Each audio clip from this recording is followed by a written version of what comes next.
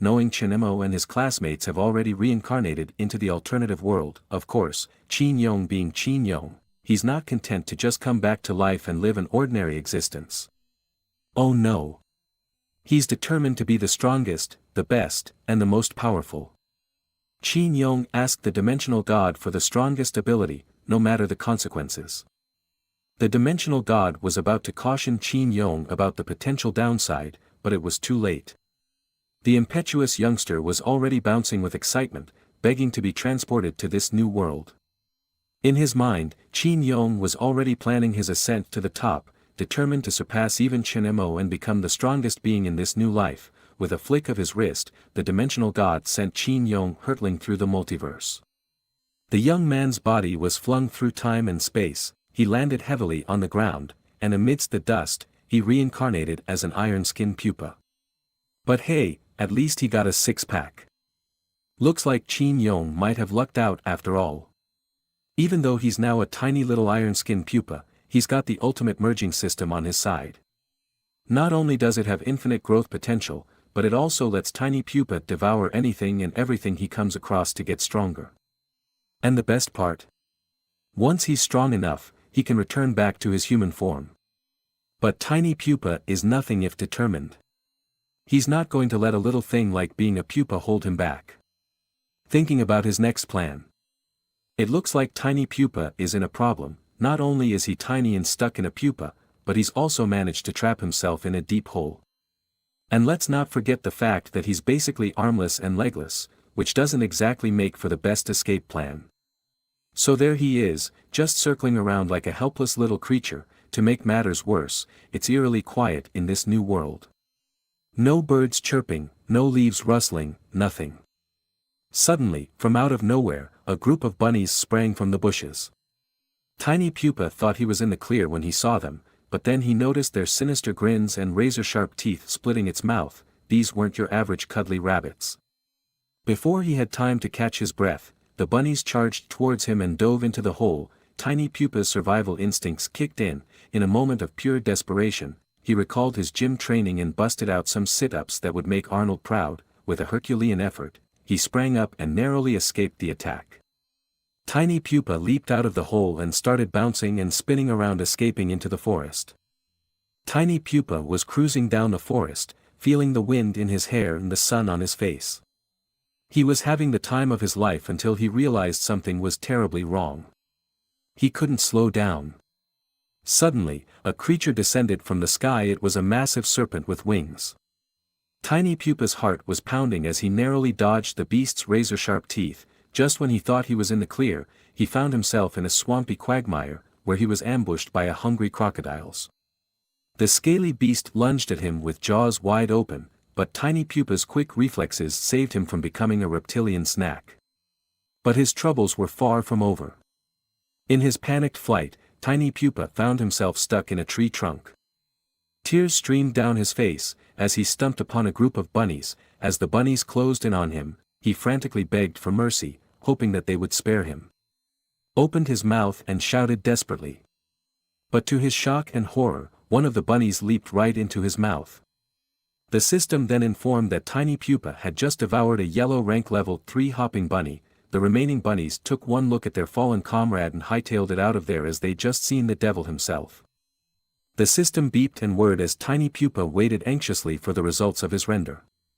Finally, it chimed in with the news he had been waiting for. He had gained a new ability.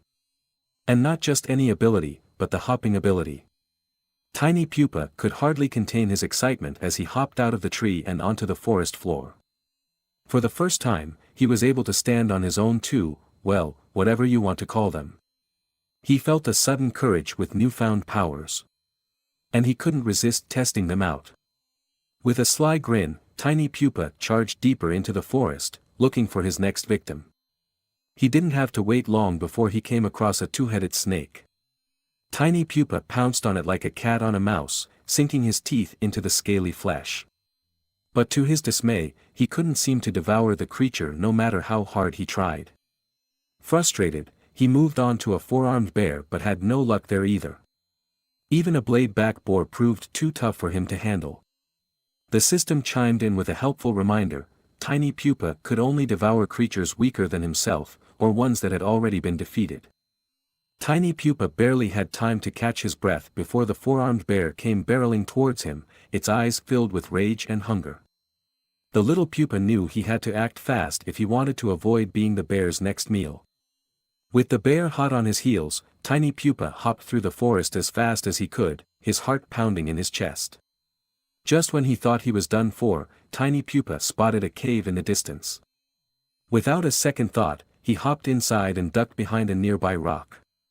The bear charged past him, snarling and snapping its jaws, but it couldn't reach Tiny Pupa's hiding spot. As he caught his breath, Tiny Pupa realized something strange: the ground beneath him was hot, almost like it was on fire. He cautiously lifted his head and peered around the cave, and that's when he saw it, a majestic Kirin, its hooves chained and its eyes blazing with anger. Tiny Pupa started to hop away, but the Kirin spoke up, demanding that he stop. Surprised, Tiny Pupa turned around to face the creature. To his amazement, Kirin claimed that fate had brought them together, and it was willing to offer Tiny Pupa a big fortune. Tiny Pupa's face contorted with disgust as he looked at the Kirin. Thinking to himself that Kirin was trying to pull some sort of scam, the Kirin assured Tiny Pupa that it was a majestic beast and wouldn't lie to a mere pupa. Yeah, right. But then the Kirin dropped a bombshell: there was a secret room behind them, and a treasure hidden inside. Tiny Pupa's eyes widened with excitement as he hopped his way into the secret room. Lo and behold, a shiny crystal ball was sitting there, just waiting to be taken. The Kirin urged Tiny Pupa to devour it, promising that it would help him level up dramatically. Seeing the implausible energy emitting from the ball, Tiny Pupa didn't even have to think twice. He opened his mouth wide and lunged toward the crystal ball like it was the last dumpling on the plate at a dim sum restaurant. Meanwhile, in the Spirit Beast Gate, chaos erupted as a crystal ball cracked and shattered. It was like a disco ball gone rogue. Unfortunately, the explosion also backfired on a poor girl who was sitting nearby, causing her to spew blood like a fountain. The ministers were freaking out, not knowing what to do about her injuries, so they referred to her as, Your Majesty the Queen. Wait, hold up, she looked familiar. She stated that the beast trap altar had been breached. When news of Kirin's escape reached the Spirit Beast Gate, everyone was freaking out. They knew that if that majestic beast got out into the world, it would bring chaos and destruction. But there was one girl who refused to be intimidated. She claimed that if she could catch the Kirin once, she could do it again. You go, girl. With a confident swagger, she stood up and ordered the ministers to follow her to the beast trap altar. Little did she know that a purple-haired girl was sneering at her from the sidelines, muttering that they wouldn't make it back alive. Drama alert. The group dashed into the forest, but they didn't get very far before a dagger came flying toward them. One of the ministers managed to block it, but they demanded to know who dared to attack the Spirit Beast Gate. The silence was deafening. Things just got real. Out of nowhere, a white tiger appeared, and before anyone could even process what was happening, it chomped down on the poor defenseless minister like he was a Big Mac. Suddenly, a mysterious woman stepped out of the shadows, and she was not impressed with the Spirit Beast Gate's reputation. She sneered and ridiculed their strength. Just when it seemed like things couldn't get any worse, the woman ordered her tiger to attack the group. But one of the ministers had a keen sense of the unusual aura surrounding the woman. He didn't hesitate for a second. He summoned his contract beast, a howling silver wolf, to fight back. He bravely decided to stay behind and cover their backs. As the group arrived at the cave, they could feel that something was off. It was like the air was charged with energy. They soon realized that the seal had been breached. Before they could even process what was happening, the girl in charge strutted her way into the cave like she owned the place. After chowing down on the ball, he started to feel like something was off. Why would Kirin let him eat something so valuable? Suddenly, a light bulb went off in his head. He realized that the crystal ball must have been what was sealing the Kirin all along.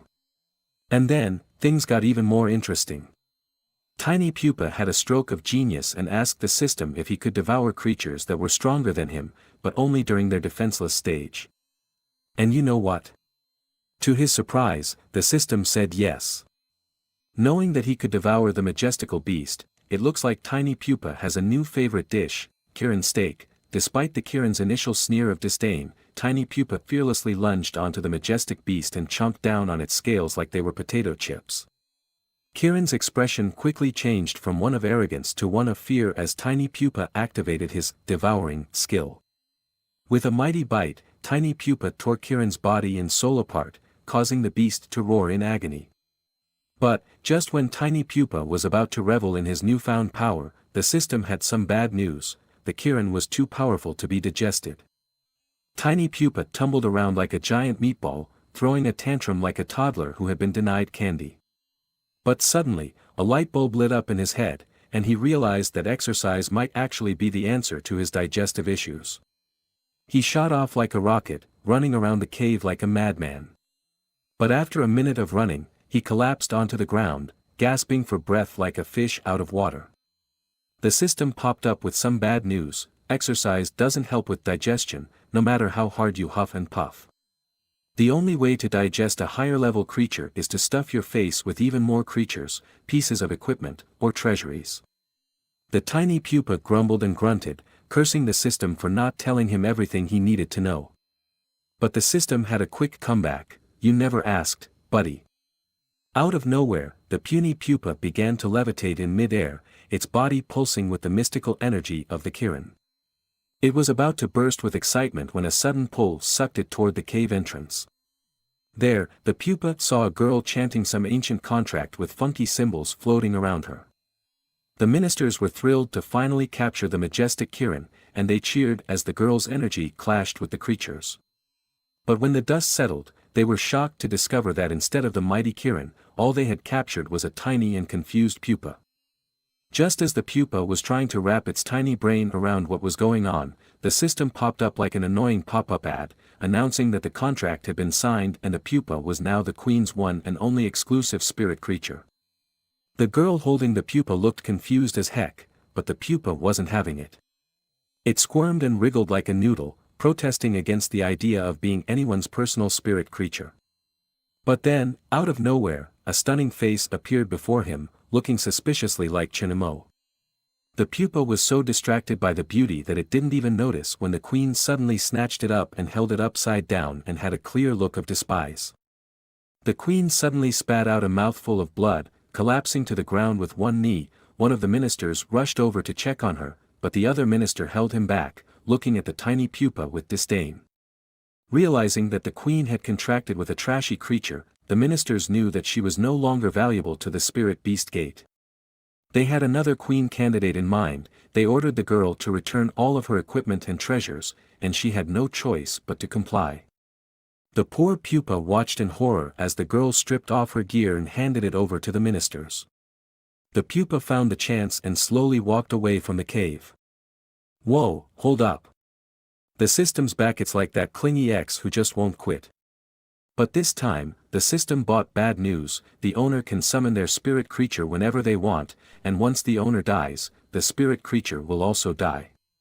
Before our tiny Pupa could even contemplate the consequences, a freaking white tiger jumps out of nowhere and starts snacking on some unlucky souls.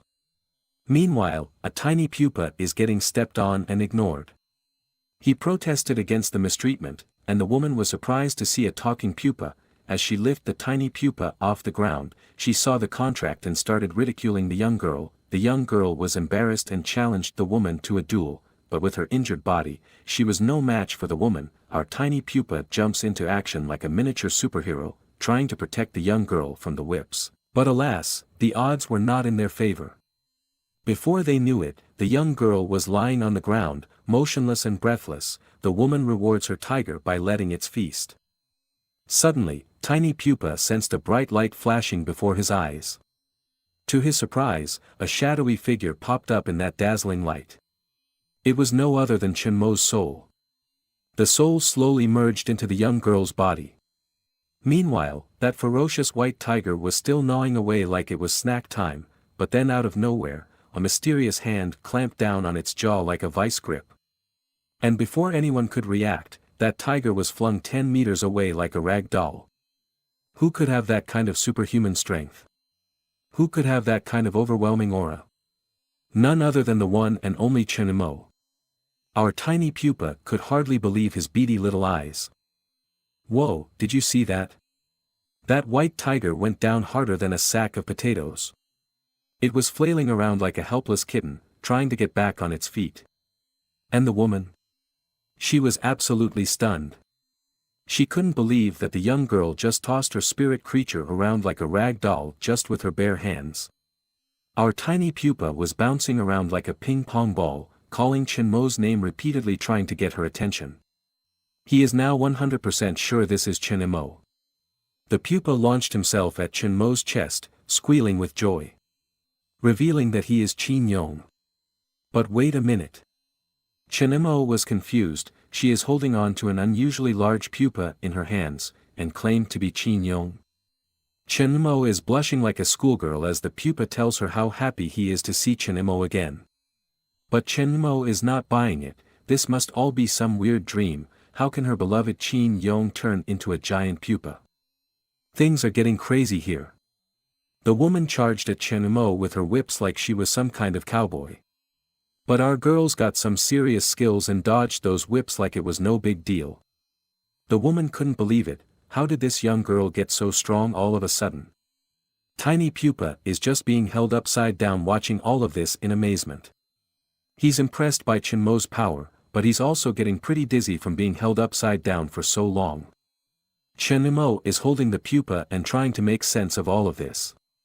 According to Tiny Pupa, the woman is here to kill her and Jìnhuà is some kind of big shot in a guild or a clan. They're in a very bad situation and need to find a way to escape. Jìnhuà can't believe what she's hearing. She must be dreaming, right? But even in her dreams, she's not going to lose to anyone. With a serious gaze that could scare off a grizzly bear, Jìnhuà was ready to kick some serious butts. The poor tiger finally managed to get on its paws after stumbling around like a drunken sailor.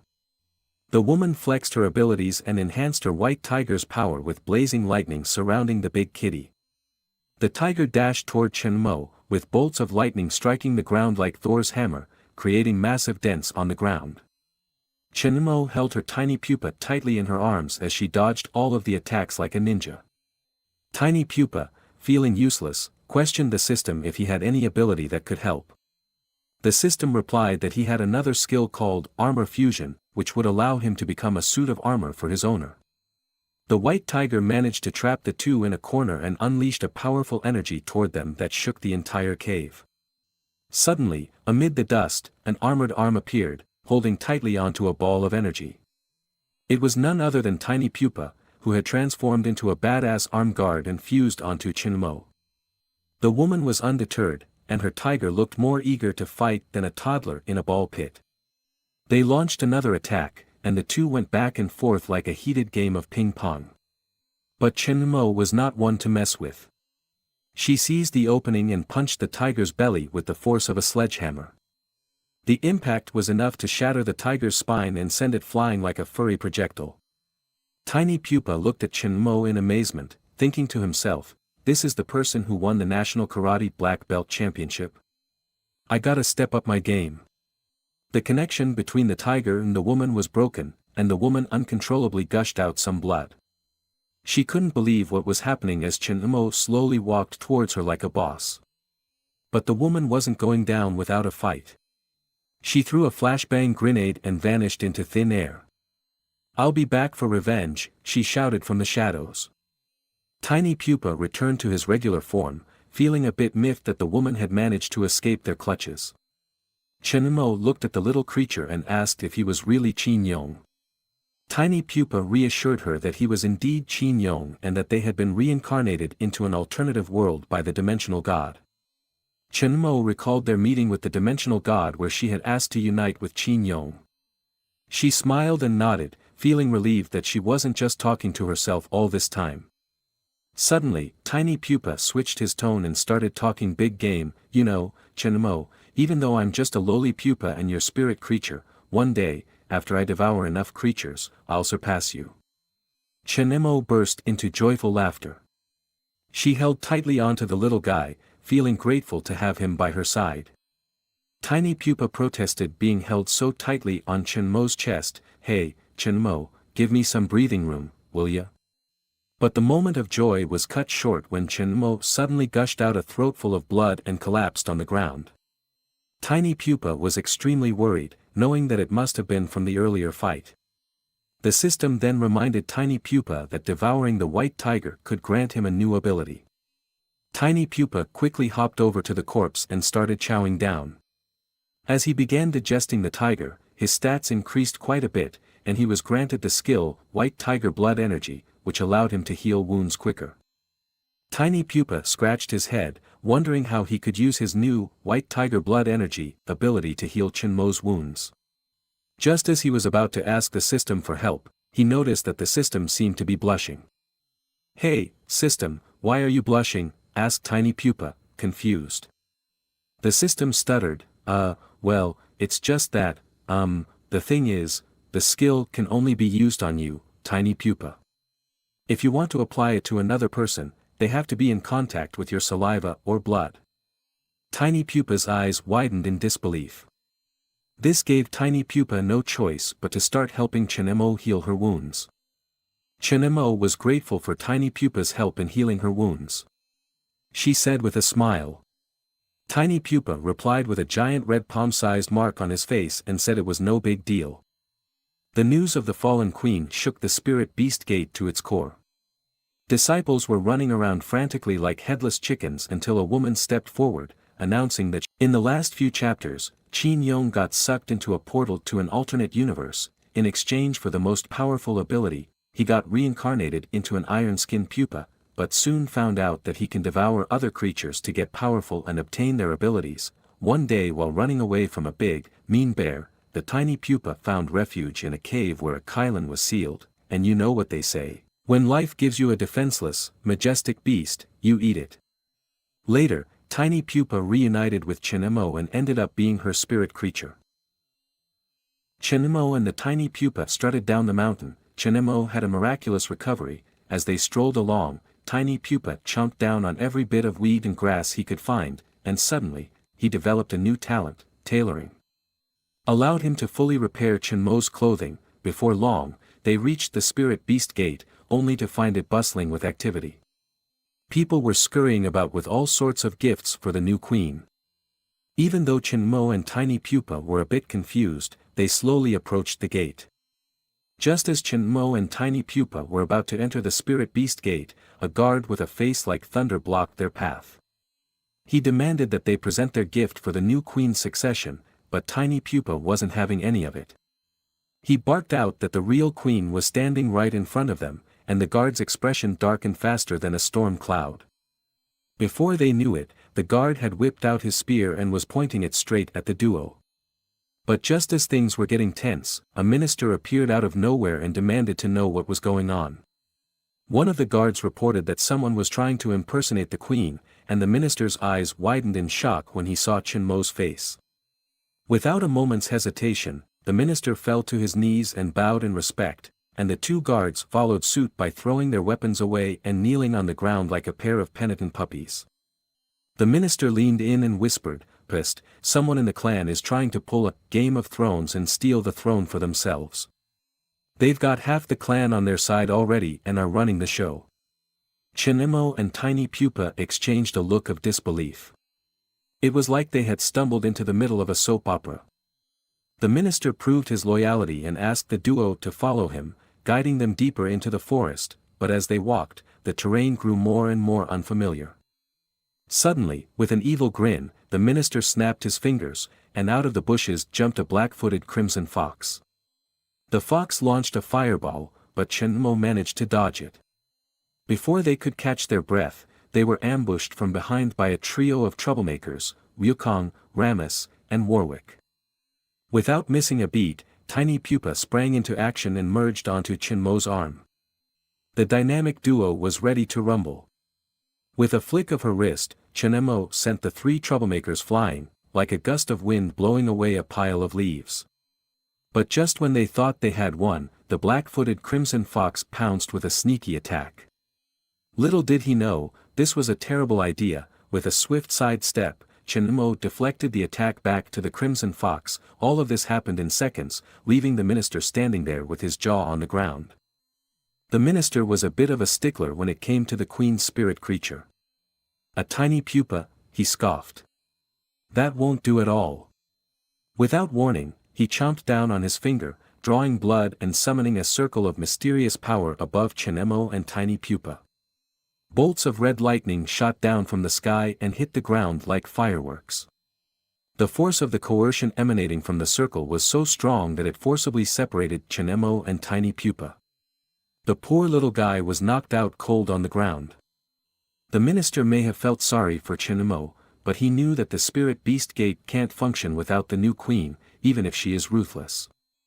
Just then, a group of disciples appeared out of nowhere, wielding weapons and looking pretty darn intimidating. Chunmo and tiny pupa were outnumbered and outgunned. But before they could even think about running away, the disciples let out a mighty roar and charged toward them like a herd of angry rhinos. Chunmo didn't have time to think, she just acted on instinct. Holding the unconscious tiny pupa on its leg, she swung and slammed, knocking the disciples into the air like a game of human pinball. The esteemed minister was utterly astounded, his eyes bulging out of their sockets as he witnessed Chunmo's astonishing victory. Despite tiny pupa's unconscious state, Chunmo emerged triumphant, vanquishing all opponents with effortless grace. As the dust gradually settled, the shimmering circle above their heads slowly dissipated into thin air. As tiny pupa groggily regained consciousness, he found himself dangling upside down, his mind in a daze and his head throbbing painfully. Chunmo avoided eye contact and cautiously revealed that the tiny pupa had fallen right into the enemy's trap. He was a curious little critter with a discerning eye and a healthy dose of skepticism. But before he could finish his musings, the minister summoned forth his sacred emperor lion. This majestic beast was no ordinary feline, it was a towering, winged creature with jaws that could crush diamonds and claws sharper than a dragon's tooth. This lion was a gift from the new queen herself and was said to be the ultimate spirit creature. Little Pupa knew that he had to step up his game, so he activated his armor fusion and fused onto Chunmo's arm, ready to take on this formidable foe. The lion pounced with lightning speed, aiming straight for the duo. Its claws sliced through the air like a hot knife through butter, but Little Pupa's energy barrier held strong against the ferocious beast. The resulting shockwave was so massive that it sent bystanders flying and shattered the ground beneath their feet. The duo remained unflinching in the face of danger. With lightning speed, Chunmo spun around and grabbed onto the beast's razor-sharp claws, launching it meters away. The minister knew that direct combat would be futile, so the minister instructed the lion to unleash its secret weapon. A burst of glowing energy emerged from the lion's jaws and hurtled towards the pair. Chunmo clenched her fists, bracing herself for impact. She poured every ounce of her strength into repelling the energy blast, but the minister's smirk betrayed his confidence. He knew that this attack was unbeatable. Whomever it struck would be rendered unconscious on the spot. Seizing the opportunity, the lion charged toward the helpless duo. Little Pupa screeched in panic, urging Chunmo to dodge, but it was too late. The lion's brute force hit them head-on, sending them hurtling through the forest and decimating everything in their path.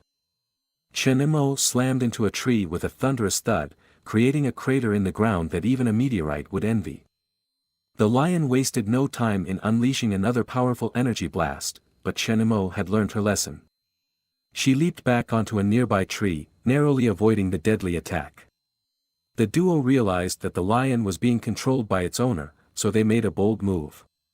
They sprinted through the forest and got behind the minister, catching him completely off guard. Chunmo slammed the minister's head into the ground with a satisfying thud, rendering him unconscious.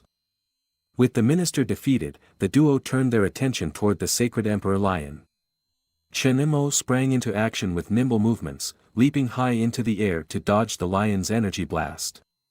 She landed gracefully on the beast's back, and let loose a flurry of punches aimed squarely at its face. The mighty beast roared in agony, its massive form careening through the forest in a desperate attempt to shake off Chunmo. It darted left and right, but Chunmo held on with all her might. Suddenly, Little Pupa's sharp eyes spotted that the beast was headed straight for a dead end. Shenemo sprang into action, leaping off the lion's back just in time to watch it smash its head against the wall. The beast turned its head and let loose another energy blast from its powerful jaws, but the dynamic duo was ready for anything. With a fierce determination, Shenemo charged up all of her energy and infused it into little Pupa. Its body radiating with intense power. In one swift motion, it delivered a crushing blow to the lion with a single punch, ending its miserable life. In a matter of moments, the minister stirred from his unconscious state, his battered body writhing in pain as he crawled towards the deafening crash. Upon closer inspection, a lifeless creature lay strewn against the walls, its body broken beyond repair. With a heavy heart, the minister knew his fate was sealed and he knelt on the ground, prepared to meet his end. Before he could even plead with Shenemo to end his suffering, the minister mustered up the strength to convey a crucial message: the future of the guild relied heavily on the succession of a new queen. Though he held no regrets about dying at the hands of Shenemo, the minister implored her to leave the spirit beast gate and never return. This news did not sit well with tiny Pupa, who was fuming with anger. However, Shenemo couldn't help but feel a tinge of sympathy for the minister. What secrets did he keep hidden away in his heart? Tiny Pupa was utterly fed up with the situation and wasn't going to take any more nonsense. Tiny Pupa disabled his fusion form and glared at the minister, ready to handle the problem himself. In the majestic grand hall of the Spirit Beast Gate, a striking woman in regal purple attire strode confidently towards the throne, radiating an air of authority and power. The people in the hall erupted in a rousing chorus, hailing the queen's ascension with thunderous applause. Qin Chuer's lips twisted into a self-satisfied smirk. This was the moment she had been plotting and scheming for what felt like an eternity. Unbeknownst to many, Qin Chuer had been collaborating closely with the Tamers Alliance, working tirelessly to secure her position as the new queen. However, some of the disciples couldn't shake off the nagging feeling that something was amiss. They suspected that the real queen had fallen victim to the traitors, and whispered amongst themselves about the true fate of the previous queen. But the person next to him gave him a stern warning to hold his tongue. Qin Chuer, sensing the unrest amongst the crowd, decided to quell any dissenting voices once and for all.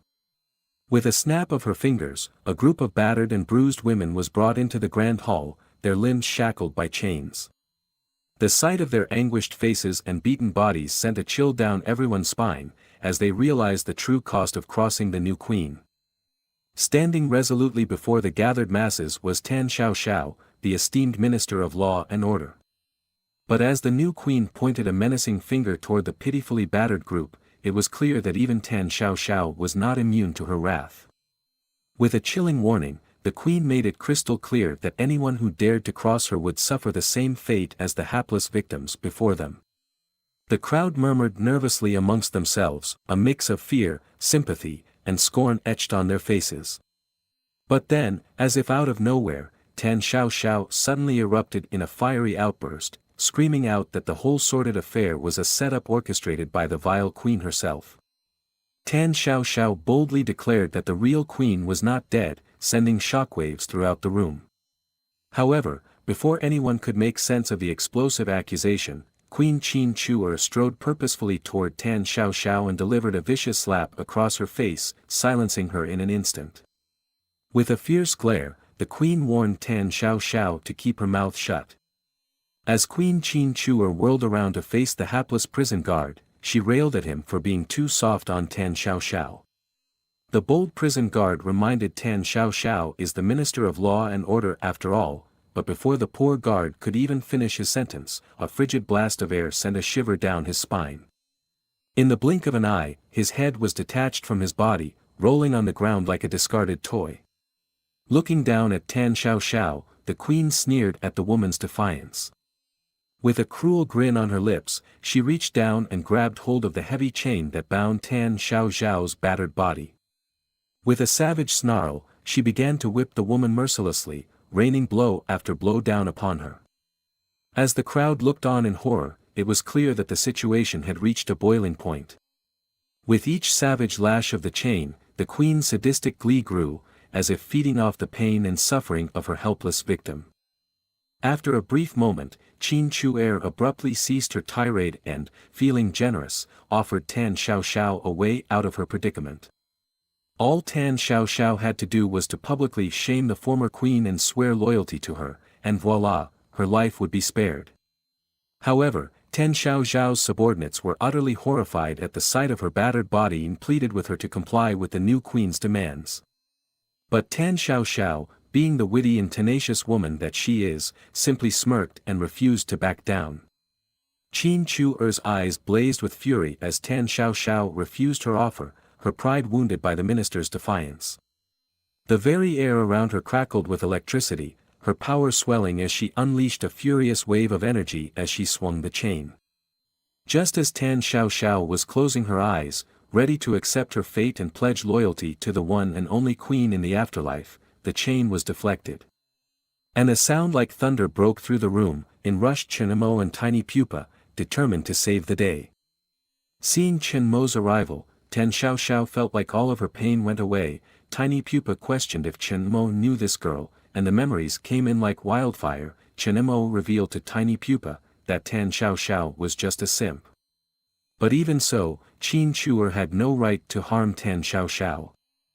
As Qin Chu'er laid eyes on Chenmo and Tiny Pupa, her mind spiraled into confusion. Had they both perished? But before she could react, the minister slithered in, draped in his ornate robe that was tied so tightly it seemed like he had swallowed a python whole. And Tan Xiaoxiao continued her shameless simping without a care in the world. The spectators who had gathered for the succession ceremony were in for a treat as they slowly backed away, keeping a safe distance while munching on popcorn and watching the drama unfold. Qin Chu'er could hardly contain her laughter as she sneered at the defeated duo, getting into her fierce attack stance.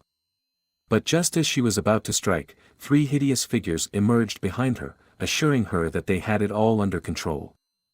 The three ugly men who had suddenly emerged were none other than the three brothers who held the esteemed title of Supreme Elder of the Spirit Beast Gate, fourth-ranked beast tamers. Tiny Pupa, with a curious mind, piped up with a question, "What is this rank you speak of?" But the simp, with a condescending sneer, launched into an explanation nonetheless. There are 9 ranks among the beast tamers, each with 9 different stages. The higher the rank, the more potent the spirit creatures they can summon, and the more powerful their abilities. A confident look appeared in her eye as she revealed that Chenmo was a rank 3 stage 8 beast tamer, prompting her to weep tears of pity. It was a tragedy, she thought, that her queen had contracted with such a weak spirit creature. The very thought of it made her heart quiver with sadness. Tiny Pupa was not happy when Simp called him weak. The 3 ghastly supreme elders wasted no time in summoning their spirit creatures, each more fearsome than the last. There was an ugly horse, a buck with massive antlers, and a 2-headed serpent that slithered and hissed with deadly intent. Without warning, they launched a surprise attack on the trio, catching them off guard. But Chenmo and Tiny Pupa were not ones to back down from a challenge. With fierce determination in their eyes, they fused together and prepared for battle. The Supreme Elders ordered the buck to charge at Chenmo, its massive antlers outstretching to impale the duo. But Chenmo was not so easily defeated. As she is about to push forward, she gushed forth a pile of blood, and found out that she is surrounded by a venomous fog that was one of the 2-headed serpent's abilities. As if that weren't enough, the horse suddenly sprouted blades from its hair and sent them flying toward Chenmo. Tiny Pupa sounded the alarm, but the venomous fog immobilized her. Just when all seemed lost, the simp jumped forward with a bold move, blocking all incoming attacks with her body.